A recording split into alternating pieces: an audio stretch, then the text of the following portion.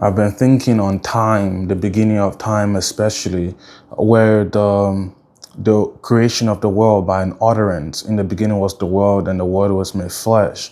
But this in between the transformation between spirituality and materialization, and rationalization and direct experience is the reconfiguration of atoms when atoms begin to take on forms of matter. And even the atoms themselves in that configuration are related to the forms that the world is organized by, the principles that surround it. But not to go too far down that alley to stake with this embarking or conceding description.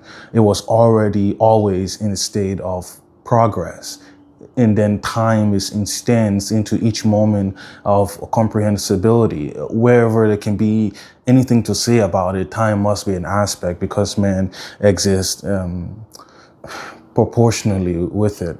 But mainly so, but from the sake of the utterance. After utterance was made, this is getting before to the epiphenomena prior to time equals zero. What's left outside the void? What's left out in the negative space? How can that realm be formulated and sense wishes to grasp it and analyze it and then return to it? But knowing this from history is of a single individual. This is just only what that diagram is representing. But mainly the case, it's everything, the obvious aspect of it, observable qualities of it, and it's then multiple of these, many more of these, and to be remembering the present moment, it's 7 billion of these things happening across in different places, in temperate zones to tropical zones.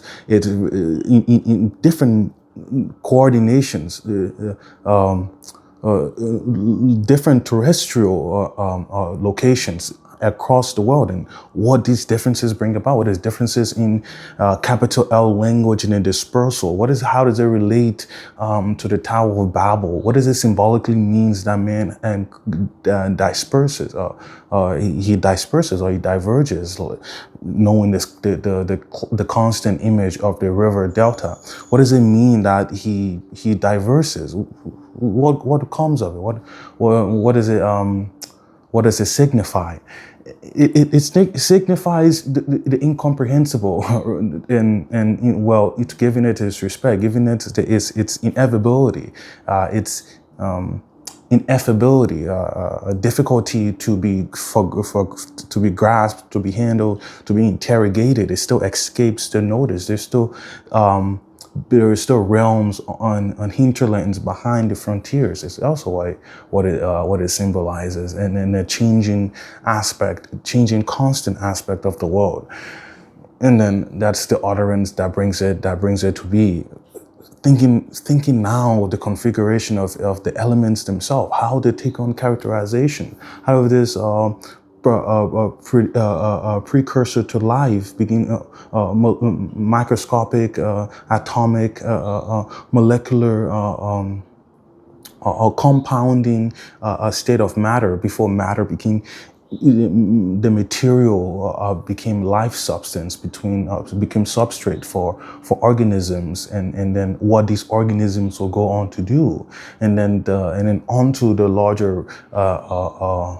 larger grand trial experiment to see what becomes of this particular branch of speciation. There's so much risk left, giving them the measure and giving them the outsiding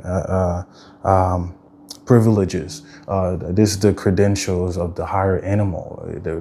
What does it mean for a higher animal such as yours and everyone else's to be a part of the world in a state of self-reflection, to return back on the facts of how it had to be, how it had to be organized.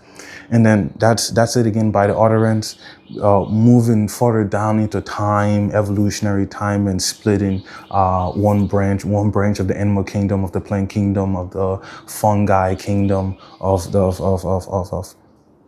of all the different branches of life down, trying to include the minerals as in crystals as part of something that is lifelike as well. But all the realms that it could fractionate into, and then how it unfolds over vast spans of time. Just keep it vast spans of time, and onto where it is presently. But where it is presently for the sapiens so is so distant away from how it can be apprehended to view it in its context. It's that he is not a bystander on the scene. He's not eyewitness on the scene. How easy would it be it would be if they were all eyewitness on the scene. And from there, well, you're dealing with a different deck of cards, but this is the cards that were dealt, and this is the cards that we're handling the details with. And as immediately arriving as an archivist, okay, what have the humans been up to? What are the things about them? Explain them like an ethnographer or cartographer, but mapping them out and also questioning, interrogating what are things that have been going on, and comparing notes with the rubric, with the criteria, with the goals, and with projection, and ultimately with prophecy, because that's also a thing that's being shown, that the prophecies and myths of the world integrate into direct experience, in the chain causation of direct experience, the inherited experience of each felt presently preserving individual. There's an immediate history, unless there are some deficiencies, or perhaps neurologically, or deficiency with the architecture, and that might produce these inhibitants. But generally speaking, on average, yes, it is made of this, and it is worked with it, and is lived with, and cultures form, and practices forms, devotions, beliefs, and styles to deal with the different twists and turns and kinks and deformations about man. And somehow it's all stable, and it's all cool, and it's able to perpetuate in areas. It's able to perpetuate in this under these conditions. Well, he moves forward. He's split. He's in the present moment, and in the present time also has a signature to it, where it seeks confluence. It seeks to reemerge with itself. It seeks to prove its interconnectedness, and it takes on how it always takes on anything that is constituent, facilitated by emergence. That it has to be interpreted in means, and in this time, obviously, because each pipeline has a valve to immerse itself in reality. There's the web, and the web is a representation. This electronic medium is a representation of the reemergence of the spirit, because it's exactly what it says it is. It's a network. It's interconnection, and then this is how the tangent even is connected to, because it springboards to the topic of network, because that's why the web allows things to be zipped up into the web and vacuum and by suction distributed over vast, or as far as the antennas and can go. Now there's a different way of communicating and saving and using information comes to be of it. So that's how it wishes to figure, to use this time, to produce in this time. It wishes understanding. It is asking for the integration of all these, for all these divergences. Now they seek convergence. So far in all the different facets, this is the objective that is taking it, which is to explain on many integrating aspects of the world are available for discourse, for disclosure. So in all matters of the in all matters in using the sphere to travel across a two-dimensional plane as a three-dimensional body, or to discuss authentic actualization or the moving of the world in the process of progression towards perfection, or in any other miscellaneous topic heterogeneously combined, that of all this eclectic polymath interest. So could continue here if anything else comes up, and then redirect in that same under that same programming. So he diverges, and he's in present moment, and now it's the assignment to open up the world and develop the Anthropocene. Develop the Anthropocene for what? It's trying to say develop the Anthropocene, the cliches for the greatest good, for the greatest numbers, but in these different disciplines, where in school and in medicine, in interpersonal relationships, in gambling, in sports, athletics. They're too numerous to mention, so sometimes it seizes and it has paralysis in analysis, but it's just too numerous to mention, but you get the hang of it already.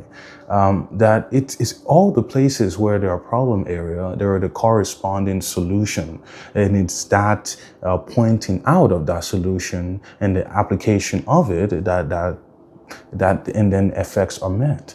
It's the simple principle, but really bringing down to the masses and to now resolve these internal contradictions. Internal contradictions, resolution of these internal contradictions, and a rise to another state. He folds himself. This is his folding he's been doing by his intergenerational transmissions. And when these intergenerational transmissions are just carrying out bundles of data further down the line in this alchemical process. The history is the reverberation of eschatology. This process by descent and modification in this alchemical process of transforming base metals into gold. It's trying to bring out of the monkey the gold that is the spirit of actualization, the gold of the spirit that is authentic actualization, all that it means for an individual, such as any that characterize themselves as higher animals, to transform. So what that title brings them. I mean, it's a change of the world, it's a change of how one communicates with each other. There are change in things that are in the decline, this type of attitudes, beliefs, and practices. These are low consciousness activities, the exertions of low consciousness, the low conscious exertions of agency, the corporate or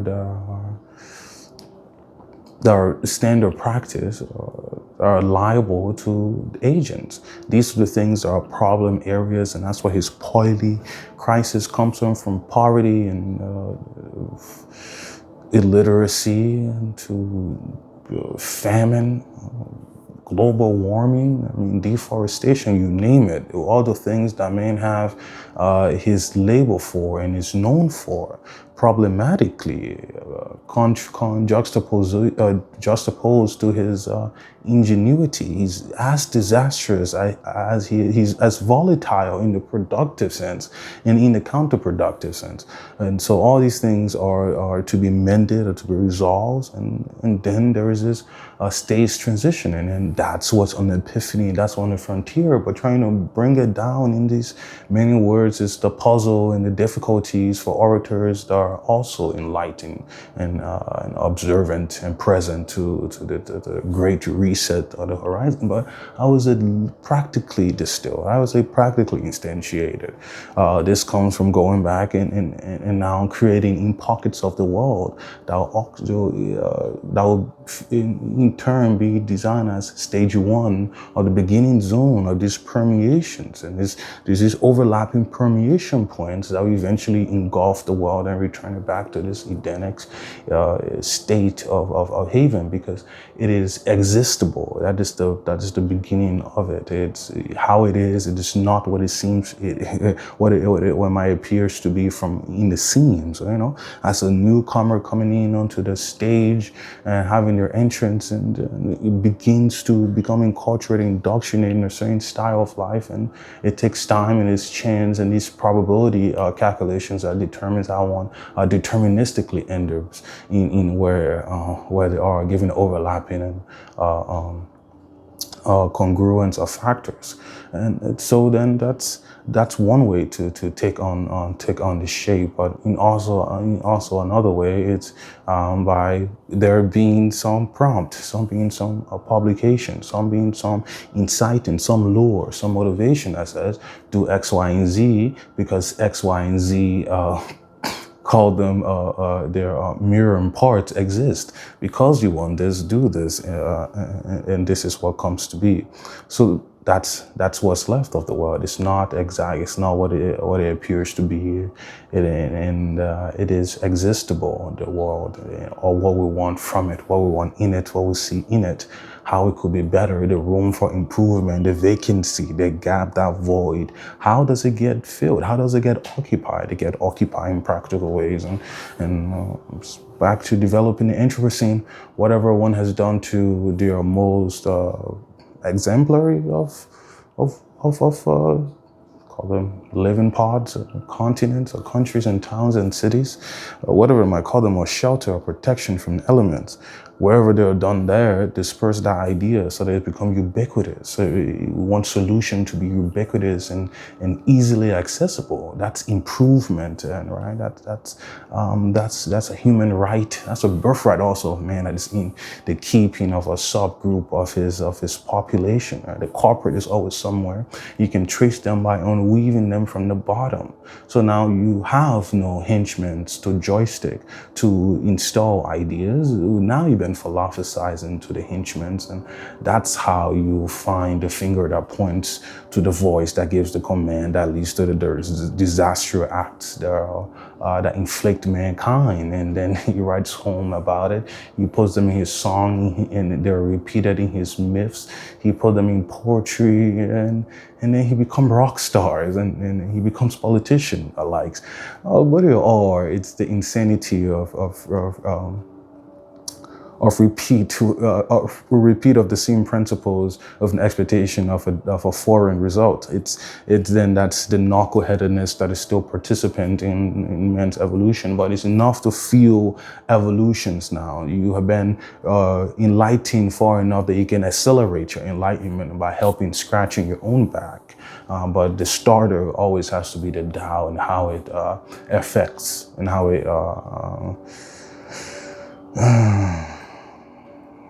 I want to find, as a perfectionist, one very pristine word to describe it, but affects, converts, any words along those lines of synonyms do, and how it possesses, perhaps possesses suffices, how it possesses the individuals and take hold of them, the Tao, to allows its meddling into human activity to continue.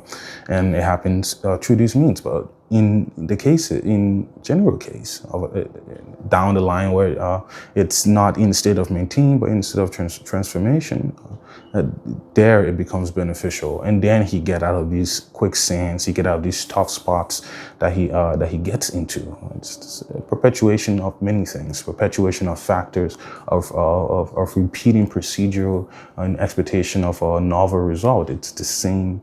There's the same thing on repeat. Yet there is great things going on. Yet there is still continuations of the deleterious, nefarious beliefs or ideologies.